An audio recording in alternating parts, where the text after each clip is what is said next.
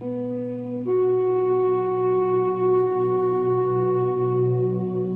truth becomes so bright in the light. I can't wait till the world sees you.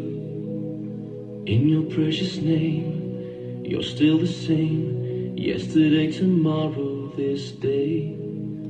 Light of my life, the flame of my fire, the wind in my wings.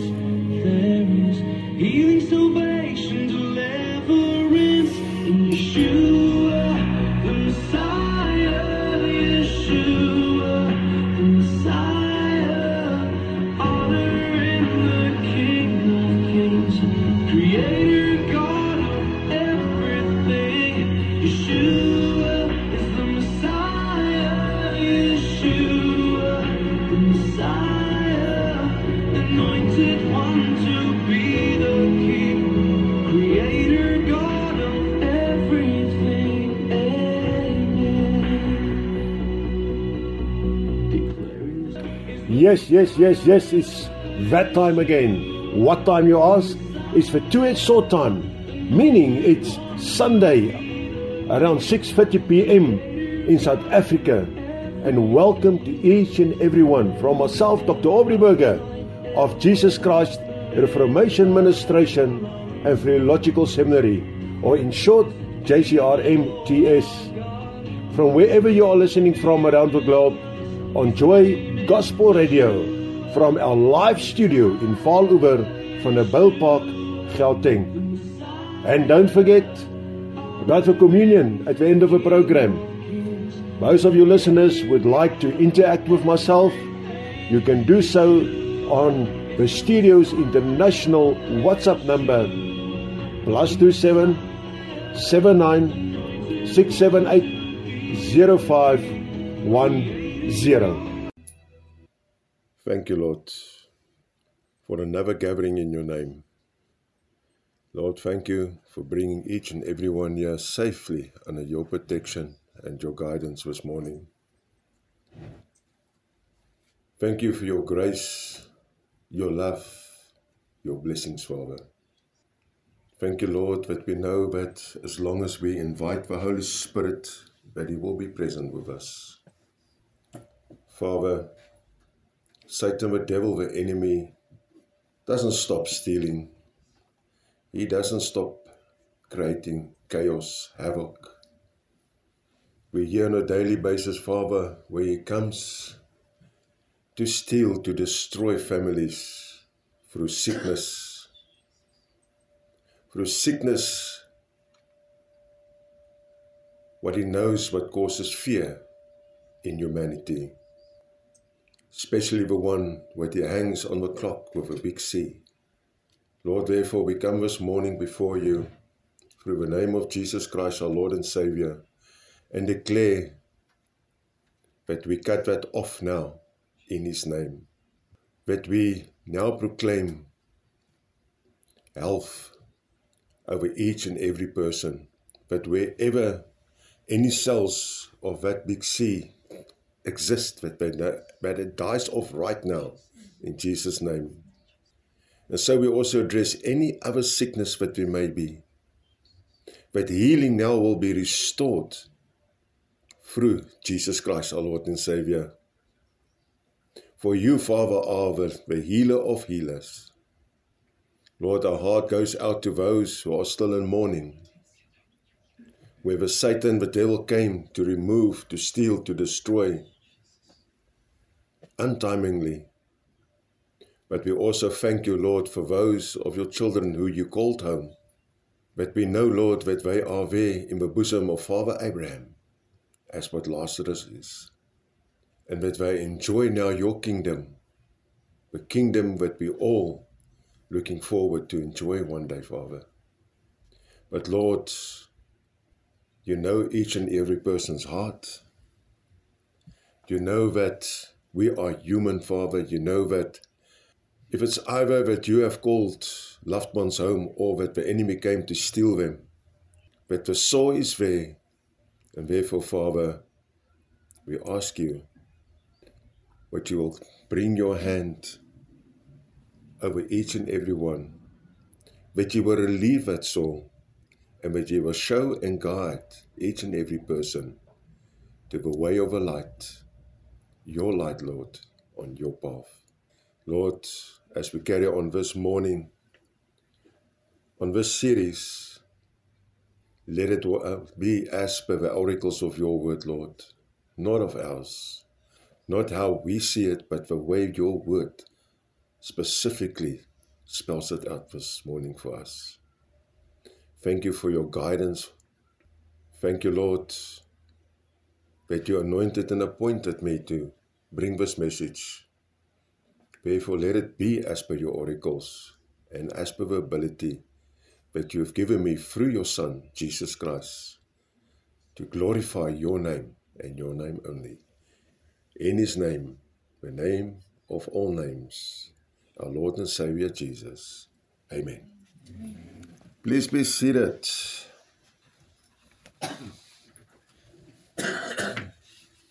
Last week we started with part 1 on friendship, and I just want to recap a little bit, not a lot, especially where we ended off last week. And I just want to once again remind each and everyone about the unfavorable friends and the classifications of them. We got the appendage friends, those who are only friends with you because they think they can get something out of you, because I think the success that you've got in life, or the success where you are on your way to, will benefit them.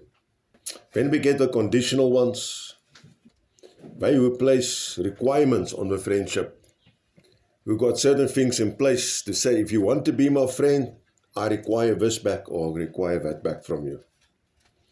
Then we spoke about the counterfeit, those who are actually false friends. They give you the impression they are your friend, but actually they are not. And they can definitely not be trusted. I say it's usually those who look you in the eye, smile warmly, tell you all the nice words you want to know, but in the meantime, that dagger goes into the back and they're twisting it and twisting it and twisting it. When the evaluator friends, but that is usually those that determine the significance of a relationship, depend on what lastly you've done for them. Did you invite them to a braai? Did you assist them when they needed some help with something? Then the fair-weathered friends, those who usually are nowhere to be seen and be found when you need help, really, when you find yourself in a situation. Then the leeches, those that stuck. Well, those who drain you of your energy, those are, their desires are always more than yours. Then we got them. Then the occasional friends, they're only friends with you at certain times when it feels like it. Then the non-committal friends, they are those nearly the same as the occasional ones. They are friends, but they're also not. They are actually pessimistic. They will come and have a lot of things to say in your life, negatively. It's the same with a non-committal. One moment they are committed, the next moment they're not committed. Then the situational friends, they are only there when, once again, and I also like to classify them in the appendix clarification as well, because they are only there in certain situations. What will benefit them, they will be your friend. When you get the spiteful ones, and I think we all know them very well, those who are so jealous of you, they are so spiteful, they will make sure, if you want to get on a bicycle, they will put a broomstick through the spikes of that bicycle's wheel, just to let you fall, to be spiteful. Or they will trip you, so that you must fall. They're just spiteful. And then you get the toxic ones, those who are showing that they are supporting you, but in the meantime, they are more actually proving and giving the toxic medication, the toxic drinks what we bring into that friendship. But just try to undermine whatever you do. If you try to become good in something, they will tell you you're not good. So that is unfavorable, the category of unfavorable friends. And that is actually those that we should avoid in our lives. And the only way we can avoid them if we stick to the Word of God. That's the only way. Because as long as we are still and we're still going, living in this world, the way that the world, the Satan, the devil wants us to live, these friends will always be in your life. Always. It's just that categories is going to differ. Those classifications. And as I actually said last week, we should have gone home and make a list of all these classifications or categories and start to identify your friends that you've got if they fall in any one of those categories. And then we spoke about the 4 categories of favorable friends, friends that you should actually have in your life. The cheerleader, those who provide you direct moral support. They support you in everything you do.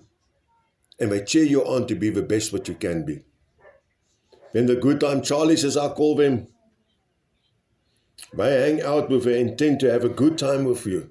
To make sure that, to try you to get, to relieve all the stress which you are in. To try you to get just out of that grip what the enemy have got you in. Then the kindred spirit friends, those who supply you and support you. Emotional, spiritually, morally. And that's the type of friends what we actually need in our lives. In this world where we are currently right now, we need more friends like that. And then, of course, the strategists, those who will help you to assist you to achieve your goals. But most of all, we need a friend who are a true friend. Someone who does not place a classification, a condition, a value or a limitation on the relationship that they got with you. Someone who will provide emotional support and will also remain friends during good and bad times without expectations. And we all got a friend like that if we want him. He's there. And that is Jesus Christ. He's there for us. But if we really want to be a friend of him, we sang what a friend we have in Jesus. Do we really have a friend in him? Do we really have a friend in you? Are you really his friend? Are you really walking the walk, the path with him? Have you really accepted him? Have you really have a relationship with him? Because to have a good friend, you need to have a relationship. And as I mentioned last week, your best ever friend after Jesus Christ should be your spouse. Nobody else, your spouse. Someone who are there to comfort you. Someone there who understands you. Someone there in your good times, your bad times, your good moods, your bad moods, who should be there with you, to comfort you, to guide you through whatever the situation may be. So today I want to look at 10 scriptures. Well, for me, is this is my 10. And you can go in scriptures and you go and look for your own 10 if you want to.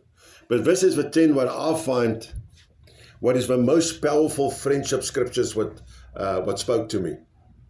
And the first one, for me, it starts obviously with Jesus. No one else.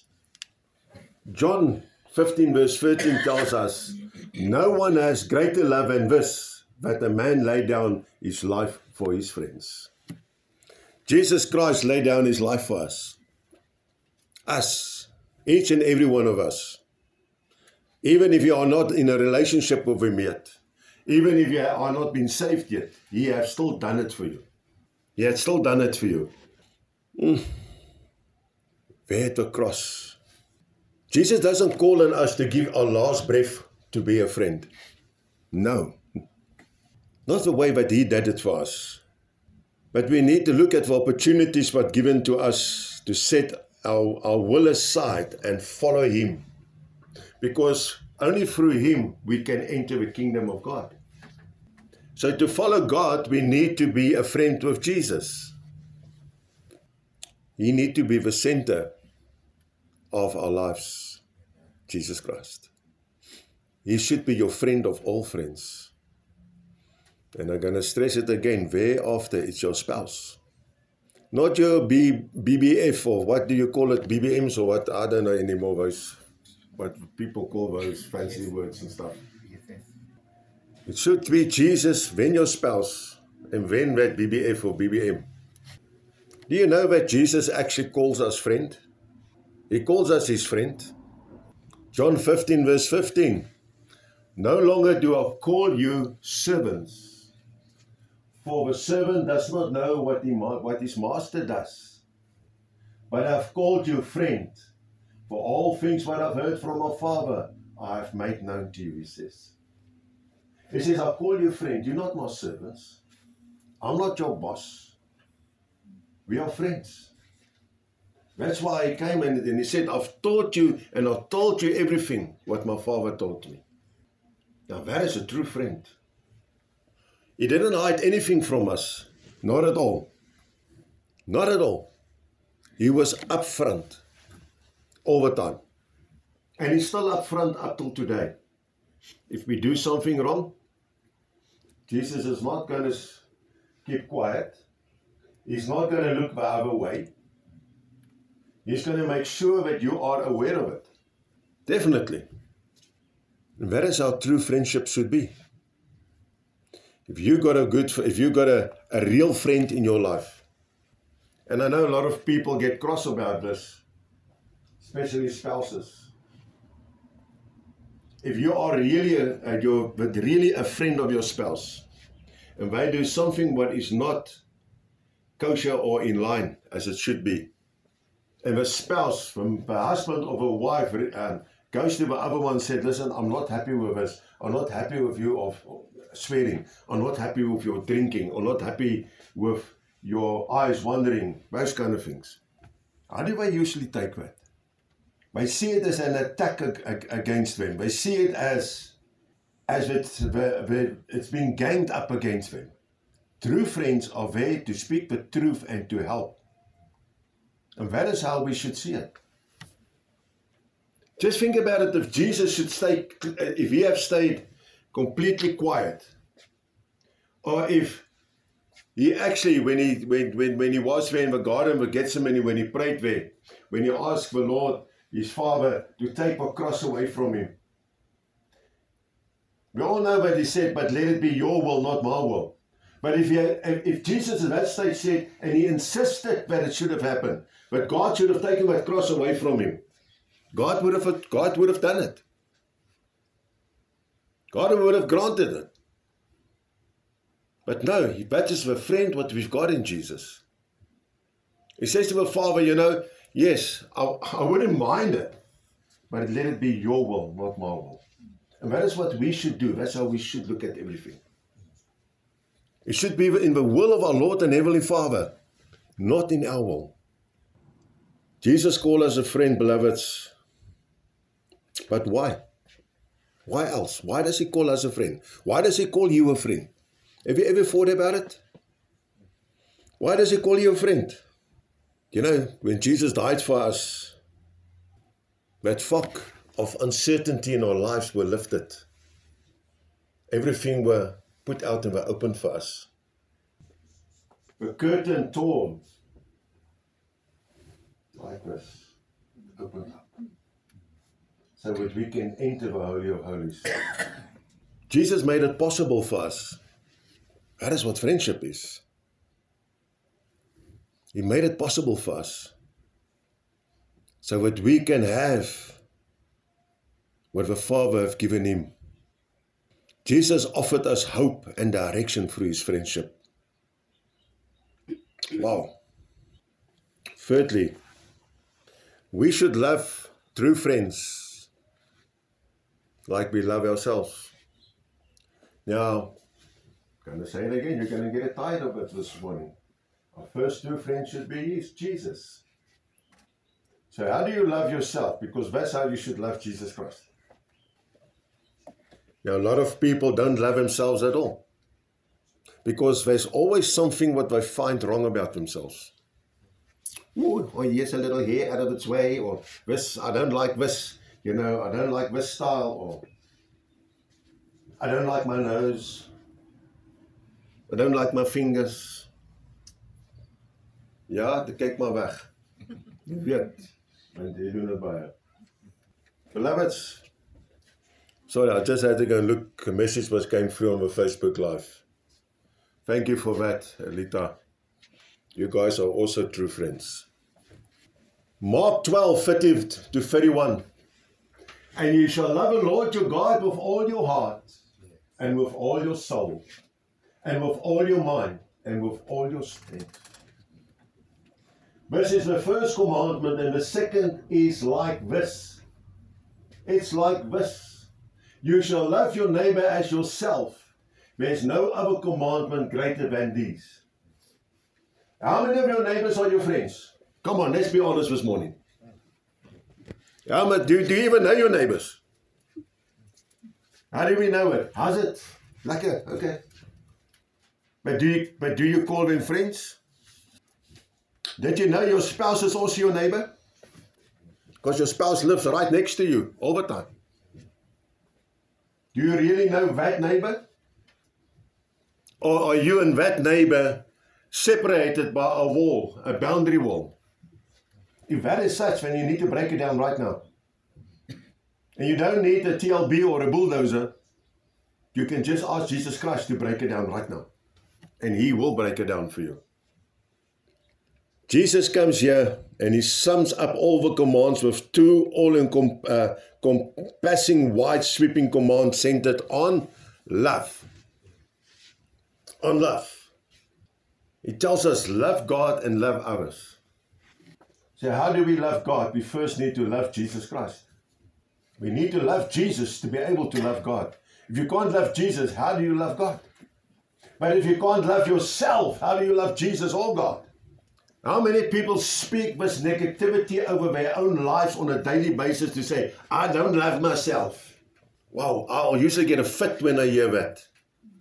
But not the fit that's going to put me in another state. I get a fit what I want to take him and shake him by the shoulders and wake him up.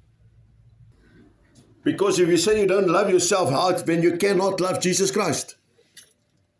Because that's not what Scripture tells me.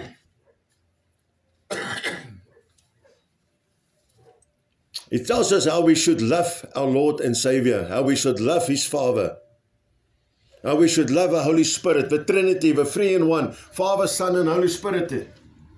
How we should love Him.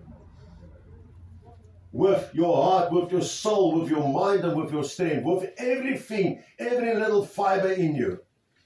And that is how a spouse should love each other as well. That's how, if you got a friend, a true friend in this life on this earth, that's how your friendship should be built upon. The fourth one.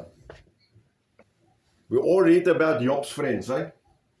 Where he was sitting down and up in the ashes. Lost everything. His wife even turned her back on him. His wife actually said to him, you know what? Turn your back onto God, because you don't need Him in your life with all this nonsense you got. And I think all of us have been there sometime in our lives. What we said, you know what, with all this nonsense I've got in my life. Actually, I know a word, but I won't mention it today. I don't need God in my life. And that is what people speak out there. And we don't actually realize what we are speaking. But if we look at Job's friends, if we take a little peek at them in Job 2:11, and Job's three friends heard of all this evil that have come upon him, and they each one came from his own place, Eliphaz the Temanite, and Bildad the Shunammite, and Zophar the Naamite, for they had met together to come to mourn with him and to comfort him. They come from different areas, true, real friends. They heard what has happened in Job's life. They heard what his situation is. They came to assist, to be there with him. Sometimes that's all what we need as a friend towards another friend, just to be there for somebody else. Just to, even if you don't say a word, just your presence makes a difference. Beloved, you know, when somebody passes on at a funeral, you usually get people who say, listen, if there's anything you ever need, just call me. I'll always be there. Well, I always tell people when I hear it, I said, listen, don't say something what you know you can't keep up to. Don't make promises that you can't keep. Because within the first week to the first month, they have disappeared like fog before the sun. True friends stick to promises they make. I always say your yes need to be your yes and your no need to be your no. There's no grey area in between this. And therefore there's no grey area in between friendship either. You can't have a grey area between you and Jesus Christ. You can't have a grey area between you and your spouse. You can't have a grey area between you and your friend who you really feel is your friend. True friends tell each other the truth. The way that Jesus tells us the truth in the word of the Lord. We all know Job, he lost everything. His fortune, his animals, his kids. He had nothing left. But these friends, 3 friends of Job, were determined to be there with him on his side. They were determined to be on the journey of sympathy with him. They were there to comfort him. Therefore, friendship includes coming alongside your friend when they face death, sickness, loss, and other battles through life. And this, as I said, includes just be there sitting to them. Be that ear that they can speak to. People are afraid to do it because they say, I don't know what to say. I don't know what to do. But just your presence makes a difference already. Just think about it for a moment. If Jesus needs to say, listen, Aubrey's going through a difficult time now. I don't know what to do. I don't know what to say to him. I don't know how to act, to react towards that. So I'd rather stay away. Are you still going to call him your friend? I don't think so. And therefore we should think about things like this. I always say the first thing that you need to ask yourself, what would Jesus do in this situation? Jesus will come and sit with us. He will come and sit with me. It doesn't matter how dark my needs are or what I found myself in. He will be quiet when it needs to be quiet, but he will also speak when it needs to be spoken. At all times. Remember, friends influence friends. Right? Proverbs 27:17. Iron sharpens iron. So a man sharpens the face of his friend. And that influence can go both ways, positive and negative. Depends on what circle of friends you find yourself. And that is the truth. Friendship, friends influence. And now I'm talking about those friends that you've got as well. On your social media networks. You know, people are so quick today. If they get a friend request, just to accept. But don't go and look and see who and what. I get how many friends requests a day? How many do I accept? Hardly any. If I do. Because I first go and make sure and go and investigate. Why do these people now suddenly want to be a friend of me? And I ask myself these questions, those questions that we recapped this morning on the type of unfavorable friends that are out there. We need to be very careful about this. Very careful. Because those friends also falls in this category, even on social media. Because they can influence you. And they usually do influence the people, especially the younger generations. They do. And therefore, if you need to really choose a friend, if you say, but I haven't got one here in my society, my community, in my school, whatever. Well, my suggestion to you is, look for a friend who's going to be an iron sharpening friend, who is going to sharpen you up for the good, for positivity. A friend that can be a cheerleader for you. A friend that are there to stand by you. Be aware of influence of friends. A friend that comes to you with stories, kinder stories, with negativity. Beloved, you don't need them in your life. There's enough negativity in this world, man. You don't need friends like Ben Ivers in your life. You need positivity in your life. We need to change negativity into positivity in everything what we do. So we don't need negativity around us. If your friendship in your household is negative, then you need to make a plan and see to make it positive. Change it to positivity through Jesus Christ, and you will see how things is going to change. Therefore, you need to choose your friends with caution. Proverbs 12:26 tells me, the righteous is more excellent than his neighbor, but the way of a wicked seduces them. Therefore, you need to really, we need to choose our friends with caution. With caution. Wow. You know, it's like, and I'm going to use Jill as an example here. Through caution in the wind last night. I went to the kitchen and I saw something outside. A figure through the kitchen window. A figure. And I came out and I just said to her, there's something outside. And I went out. And my wife, she doesn't stand back for nothing or not at all. She's like a fierce lion then. You know? That mama cat who wants to protect. But through throwing caution in the wind, she didn't see the cat in the way. And she tripped over it. And that is actually what the scripture also tells us. We shouldn't throw caution in the wind. We shouldn't be so hard up to have to be somebody's friend that we just accept it. I tell the girls continuously, you will be known by your friends. Choose your friends wisely.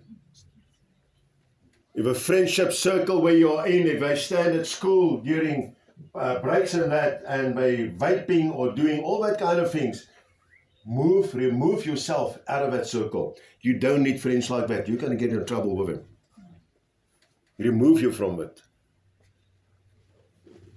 If you're in a circle of friends where they want to encourage you to partake in drinking and all the other devil things what goes with it, remove yourself out of that circle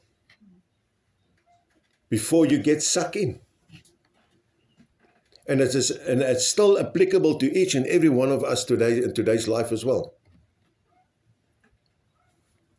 When I gave my life to the Lord and I said, Jesus, here I am. From today on, I want a relationship with you.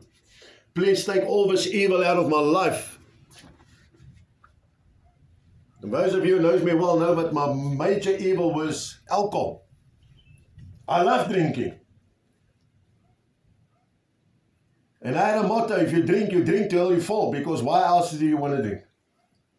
I sat in a bar, I said to everybody, listen, who wants to dare me? Who think he can drink a draft quicker than me? Let's do it, a competition.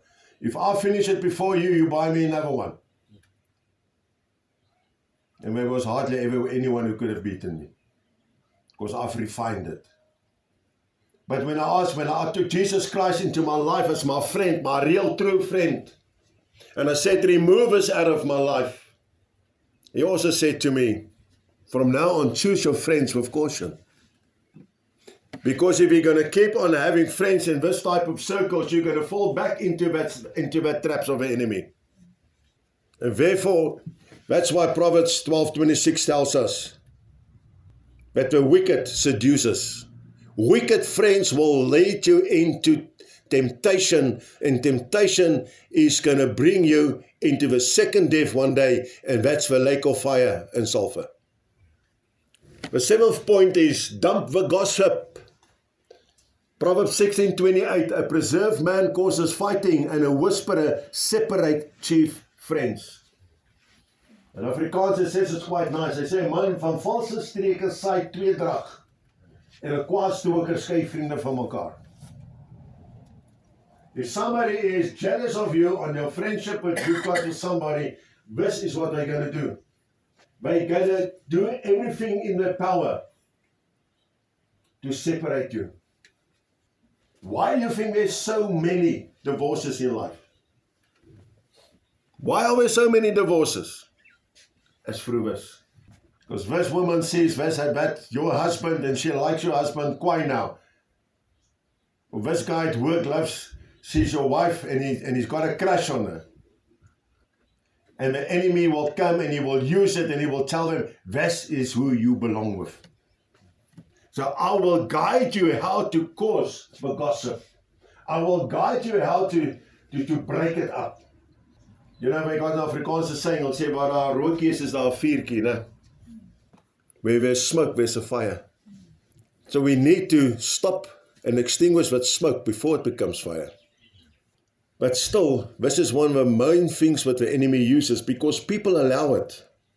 People allow that people gossip to them. We are so eager to hear what somebody else got to say. We need to cut it off out of our lives. Somebody comes to you and gossip, and we've spoken it previously about this. Just tell them, listen, if you've got something to say about somebody else, just get him here and come and say it in front of him. Otherwise, speak to the hand, I'm not interested. Not even to my hand, here's a piece of paper, speak to that. I'm not interested. Gossip is dangerous. Gossip have destroyed so many marriages in this world already. And the enemy knows because he doesn't want marriages to succeed. He doesn't want that at all. Because he knows if he can break up a marriage, he breaks up a family. The next one is consider your companions. Proverbs 13 verse 20. He who walks with the wise shall be wise, but the companion with fools shall be destroyed. Beloveds, the friends which you make, remember some of their mannerisms, decisions, beliefs, always leave an impact on you.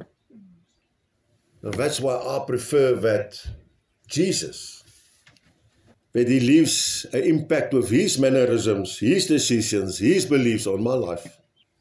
If you make friends with fools, you're going to regret it. Believe me.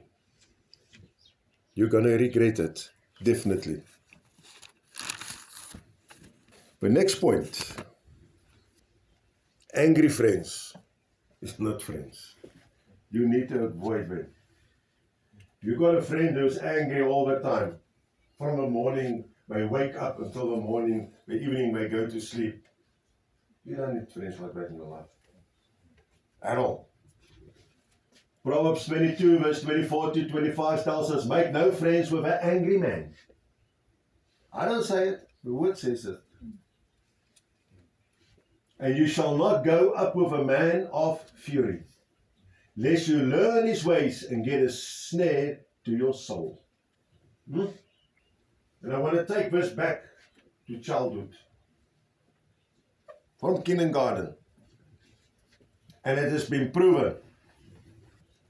Children who make friends with angry friend children, they can be the most loving children before they went in and before they became friends with them.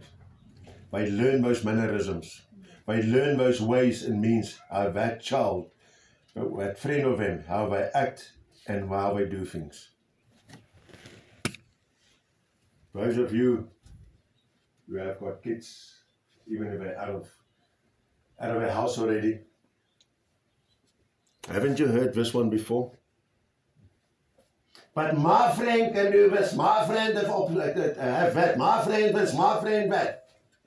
Ever heard that? Yeah, we deal with it. That's a mannerisms what rubs off from that friends. And therefore it's important that even our children in today's life and our grandchildren needs to know what type of friends that they need to, in what circle they should be. And there's no better way than to do it is with the Word of God.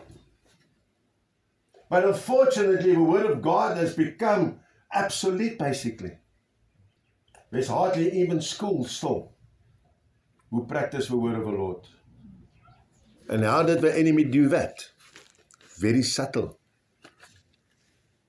They call it a constitution of democracy in the world's countries. Where they say, but this is, everybody got a right to this, everybody got this, everybody got that. One child stands up in a classroom and he says, I don't like prayer. Then his rights need to be respected. And when there's no prayer for the rest, I will say, right, fine, if you don't want to like it, go out. Go and sit there outside. Ephesians 4 verse 31.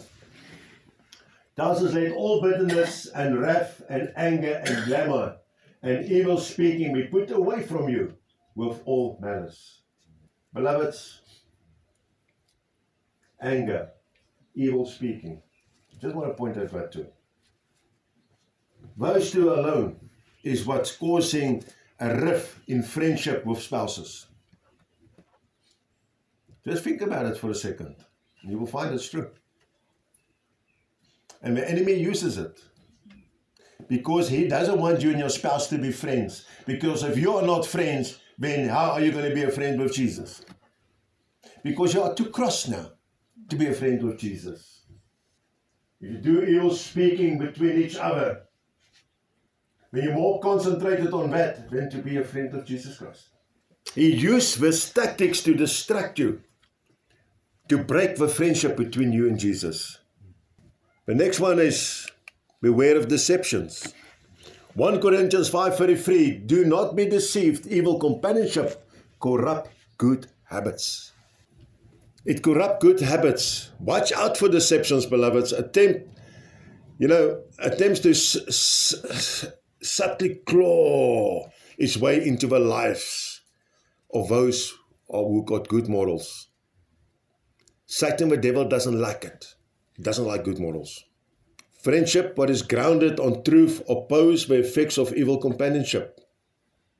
Righteous friendship often nurture low encouragement and bringing conversation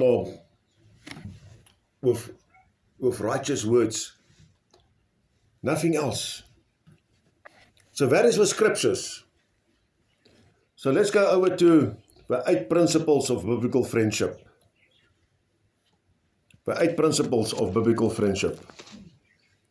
And here we go back to the book of Proverbs. You know, the book of Proverbs is a fantastic book. I always say there in that book of Proverbs, there are so many things what you can find, what you can use in your life. So, this book provides us wisdom, believe me. And out of this we get that 8 biblical principles. First one, selectivity. Proverbs 18:24. A man who has friends may be broken up, but therefore is a lover who sticks closer than a brother. 12:26. A fool's wrath is presently known, but a prudent man overcomes shame. 16:29. Better it is to be of a humble spirit with the lowly than to divide the spoils with the proud. Meaning you need to select your friends very, very, very, very, very wisely. Remember, quality trumps over quantity when it comes to friendship. And a matter of fact, quality trumps everything in this world over quality. Quality over quantity. It trumps everything in this world. And so it does for friendship as well. If we look at that, I just think about these people who've got 2, 3, 4, 5, how many wives. What quality life is that? By like what quantity, what actually quality is in that? There's none. There's none. Any one of you ladies sitting here today, are you going to be prepared to share your husband with somebody else? Yeah. It is anonymous, agreed here immediately. I didn't even have to ask. No, yeah. Proximity. Proverbs 27:10. Your own friend and your father's friend, do not forsake them, nor go to your brother's house in the day of your trouble. Better is a neighbor that is near than a brother that is far off. Beloveds, relationships gain strength through proximity. Distance makes friendship more difficult. You need friends who live close to you. When friends don't spend time together, they will inadvertently start to grow distant from each other. I don't care how good the intentions is. We're going to phone each other out every day, that time and that. That's also why long-term relationships also usually doesn't work out. That's far apart ones. But those who do stick, those who do work out, is there forever. Believe me, is there forever. Because then those people are committed to each other. Boundaries. Proverbs 25:17. Withdraw your food from your neighbor's house, lest he be weary of you and hate you. You know, there need to be boundaries. Because too much can also be too much. Right? And Proverbs teaches you have a principle of boundaries. Know when to leave your friends alone. Learn to give your friends space. Don't wear out your welcome. And you get people like that. They just don't know when to stop. They just know when to stop. You know, if you see them coming down the road there and you start locking up everything, close with the windows, you pull down the shutters, and everybody going to sit inside as quiet as a mouse. Don't say anyone anything, we're not here. Sometimes I feel like that, but I can't. This is God's temple, this is God's premises, this is God's house. I'm His servant and His friend. And therefore, I need to be available at all times. But sometimes you just feel like that. Mutuality. Proverbs 27:9. Anointment and perfume rejoices the heart. So does the sweetness of one's friends by advice from the heart.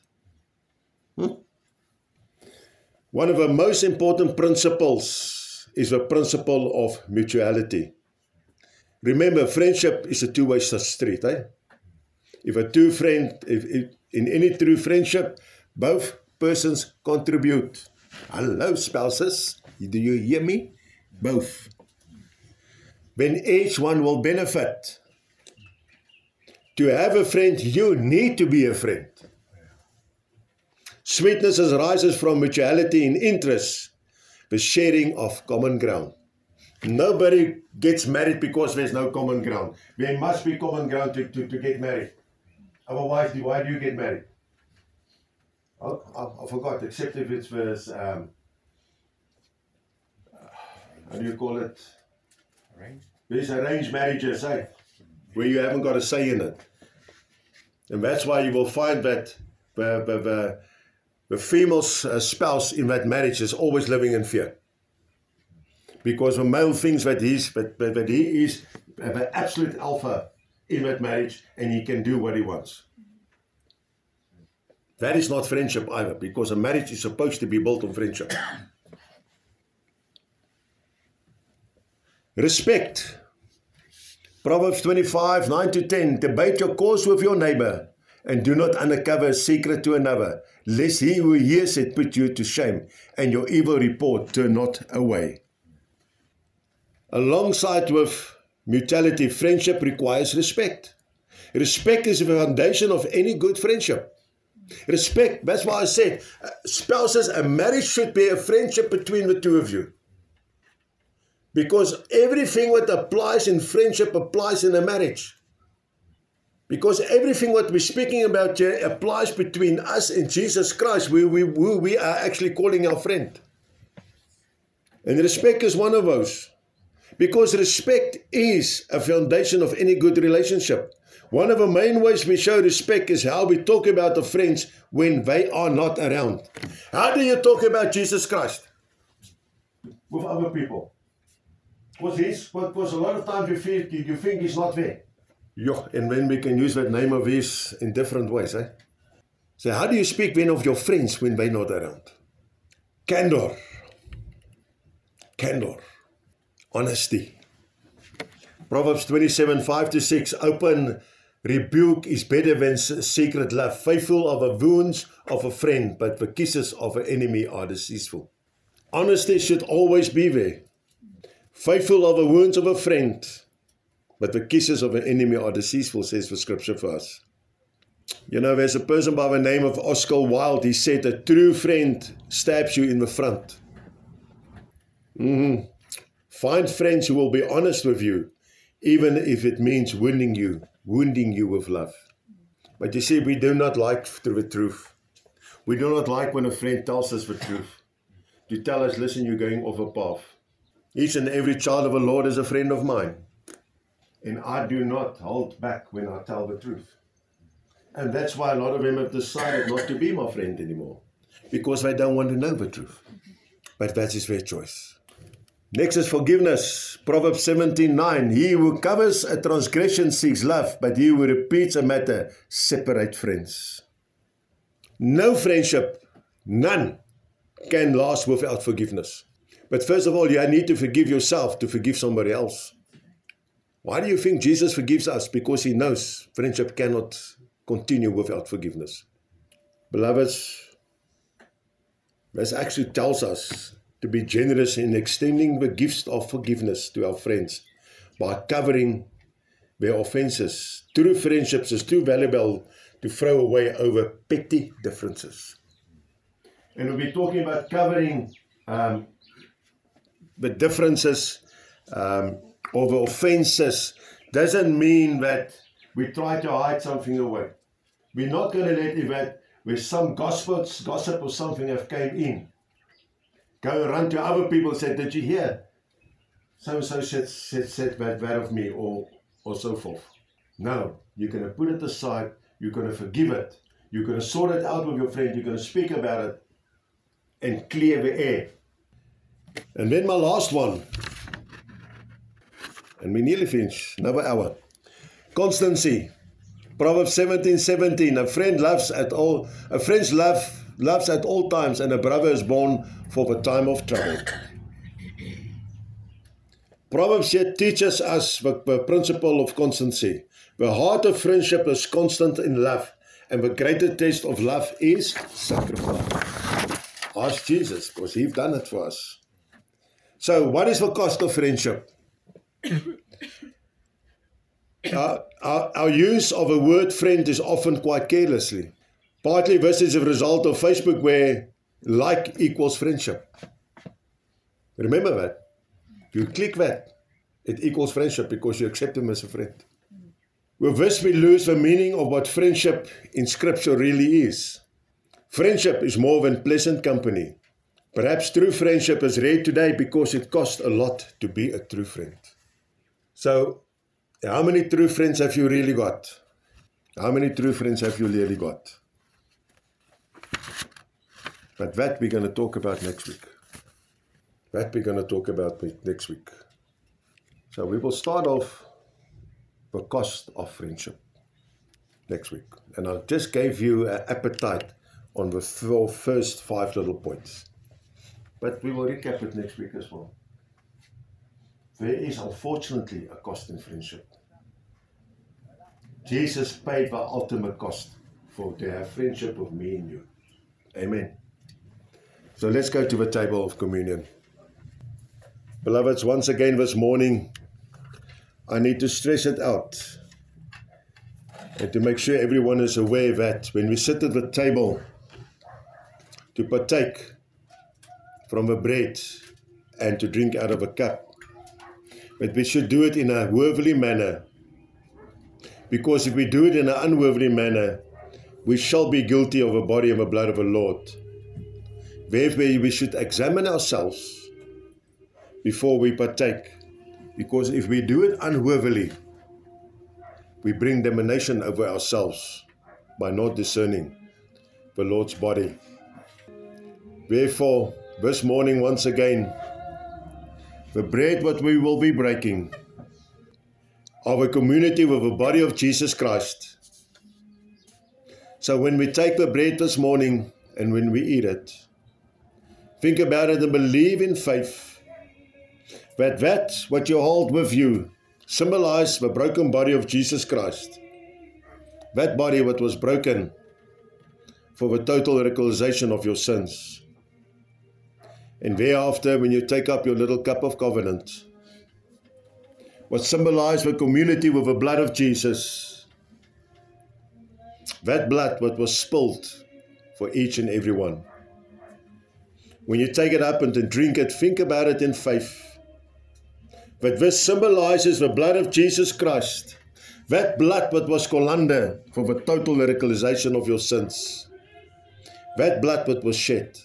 Beloveds, therefore let us now become still before our Heavenly Father. And in our own time, let's partake at the table what has been prepared for us. Please proceed. Shall we pray? Lord, Heavenly Father, we have come before you as we sat at the table of communion, Lord, with a heart of pureness, rather than one out of love and need for acceptance. And we've confessed our sins before you, Lord. And we thank you, Lord, that you have accepted our confessions, that you have set us free in forgiveness. Therefore, Lord, we know we can go forward from this moment and truly call you our friend through your Son, Jesus Christ. And thank you, Father, that He has always been and still is our ultimate friend. And that have never changed, Father. And it also will not change until the day of reckoning. Therefore, Lord, I thank you that we can come now on the authority of your word and combinedly say that we stand up against whatever Satan and the devil are busy with, and that we hereby collectively address it, that all ties, all contracts, everything have been removed and destroyed what had effect on our lives. But everything have died off, and it will have no further effect on our lives anymore, as that was redeemed by our Lord and Savior, Jesus Christ. Lord, therefore, we shall not fear Satan the devil. We shall not fear those people who are still under his influence. We shall not fear what he brings across our path. And therefore, Father, I thank you that I can come now forth and intercede on behalf of each and every one and declare life over each and every person's health this morning, over their marriages, their engagements, their relationships, their financial situations and circumstances, their business enterprises, their places of work employment, over each and everyone's personal spiritual wellness, as well as their domestic spiritual well-being in each and every household. But it has now been restored in the right friendship with Jesus as it should be. Thank you, Lord, that the Holy Spirit are never been kept away, that you always are there to top up our lamps, so that the lamps of our feet, wherever we walk, that it is the light of the path, what you have given us. Where the lamps have dried, Lord, thank you that it has been refilled now again, and that everything has been restored. Beloved brothers and sisters, our Lord and Heavenly Father makes his face shine upon each and every one right now. He's gracious upon all of us. The Lord lifts up his countenance and he gives us peace. The Father now places his name on the heart of each and every child of his, for you to receive his blessings, his grace, his mercy. Through the name of all names, our Lord and Savior, Jesus Christ. Amen.